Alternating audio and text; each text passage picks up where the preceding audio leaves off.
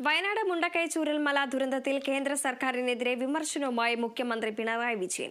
കേന്ദ്ര സർക്കാർ കേരളത്തെ ശത്രു പട്ടികയിൽ ഉൾപ്പെടുത്തിയിരിക്കുകയാണ്. കേരളം ഇന്ത്യയുടെ ഭാഗമല്ലേ എന്നും മുഖ്യമന്ത്രി ചോദിച്ചു. വയനാട് മേപ്പാടിയിൽ മുണ്ടക്കൈ ചൂരൽമല ദുരന്തം രാജ്യം കണ്ട വലിയ ദുരന്തങ്ങളിൽ ഒന്നായിട്ടത് മാറി.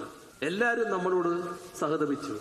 രാജ്യത്തിന്റെ എല്ലാ ഭാഗങ്ങളിൽ നിന്നും സഹതാപം ഒഴുകിയെത്തി. എല്ലാവരും ഐക്യദാർഢ്യം പ്രകടിപ്പിച്ചു. പ്രധാനമന്ത്രി പറന്നെത്തി ആ സ്ഥലം സന്ദർശിച്ചു. നേരത്തെയുള്ള ദുരനുഭവം ഇവിടെ ആവർത്തിക്കില്ല എന്ന പ്രതീക്ഷ പലർക്കുമുണ്ടായി. കാരണം നേരത്തെയുള്ള ദുരനുഭവം എന്താ? നൂറ്റാണ്ടിലെ മഹാപ്രളയമാണ് നാം നേരിട്ടത്. ചില്ലിക്കാശ് സഹായമായിട്ട് കേരളത്തിന് കിട്ടിയില്ല. നമ്മുടെ അനുഭവമാണത്. എന്താണ് നമുക്കുള്ള പ്രശ്നം? നമുക്കെന്ന് പറഞ്ഞാൽ കേരളത്തിനുള്ള പ്രശ്നം എന്താണ്?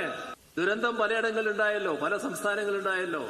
ഹിമാചൽ പ്രദേശിലുണ്ടായി, ത്രിപുരയിലുണ്ടായി, ഗുജറാത്തിലുണ്ടായി, തെലങ്കാനയിലുണ്ടായി, ആന്ധ്രയിലുണ്ടായി. ദുരന്തമുണ്ടായി ഉടനെ കൊടുത്തല്ലോ. നല്ല കാര്യമാണ്. അതിനെ ഞങ്ങൾ എതിർക്കല്ല കേട്ടോ. ആ പണം കൊടുത്തതിനെ ഞങ്ങൾ എതിർക്കല്ല. ആ പണം കൊടുക്കേണ്ടതാണ്. എന്തുകൊണ്ട് ആ പട്ടികയിൽ കേരളം പെടുന്നില്ല?